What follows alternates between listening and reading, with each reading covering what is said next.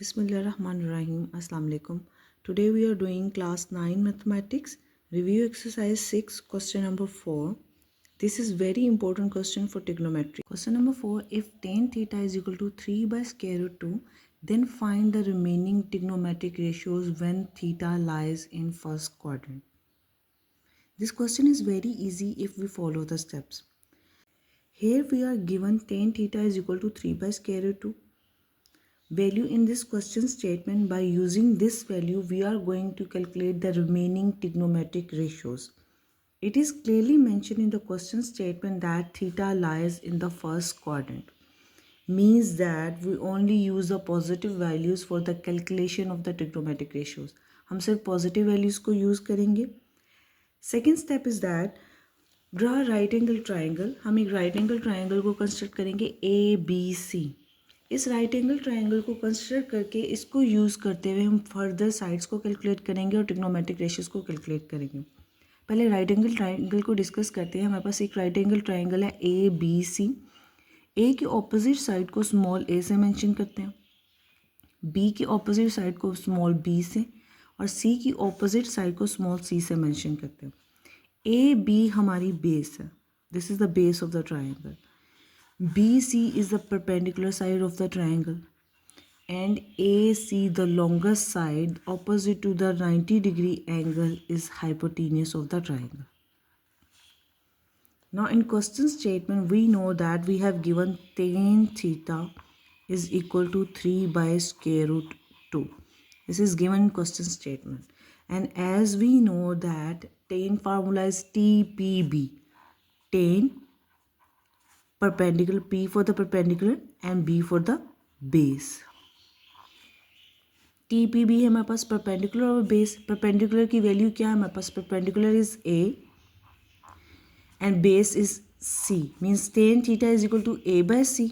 अगर tan theta की value A और C को आप tan theta की वैल्यू से कंपैरिजन करो, it means that A की वैल्यू क्या है, which is given in question statement. A value is 3 और बेस सी वैल्यू को अगर आप इस डिनोमिनेटर से कंपैरिजन करो तो c value is square root 2.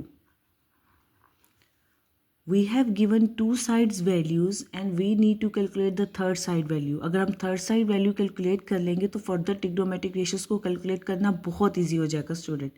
पहले क्या करेंगे कि by using the Pythagoras theorem को यूज़ करते हुए हम थर्ड साइड की वैल्यू को कैलकुलेट करेंगे because we have the two side value A and C.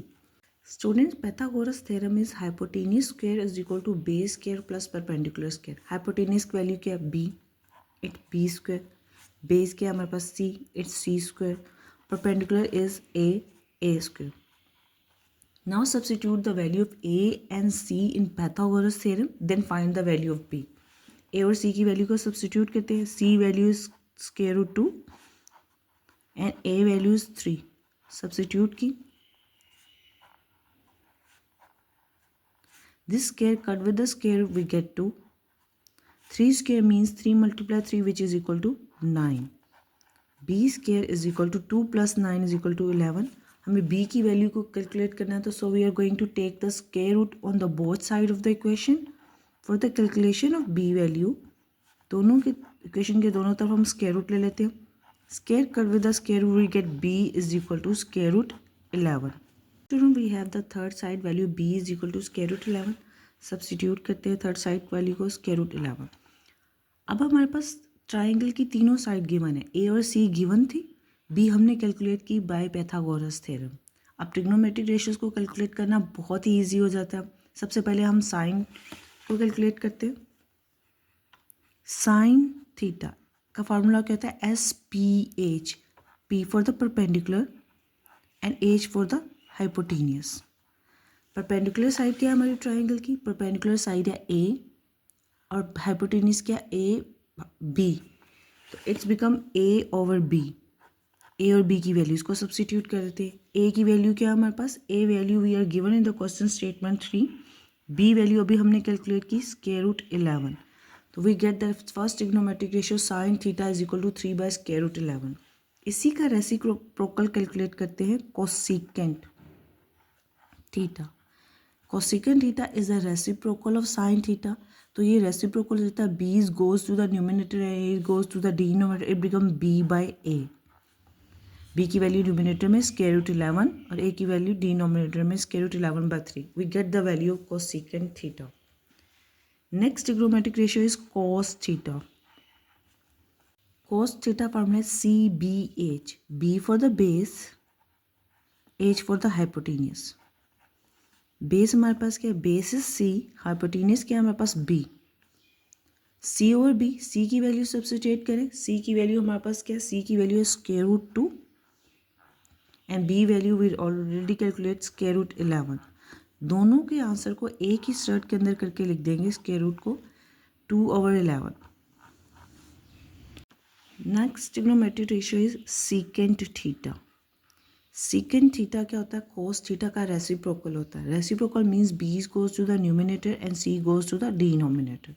b की वैल्यू को न्यूमिनेटर में लिख देंगे स्क्वायर रूट 11, c की वैल्यू को डिनोमिनेटर में square root 2.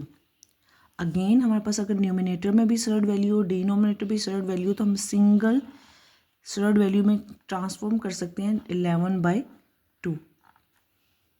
We get the value of secant theta is equal to square root 11/2. Next trigonometric ratio is tan theta. Tan theta की value already हमें question statement में given है 3/√2. इसी को तो यूज़ करते हैं हमने रिमेनिंग ट्रिग्नोमेट्रिक रेशियोज को कैलकुलेट किया. इसी का रेसिप्रोकल होता है कोट थीटा. डिनोमिनेटर की वैल्यू को न्यूमिनेटर में ले जाएं स्क्वायर रूट 2 और न्यूमिनेटर की वैल्यू को डिनोमिनेटर में ले आए स्क्वायर रूट 2/3.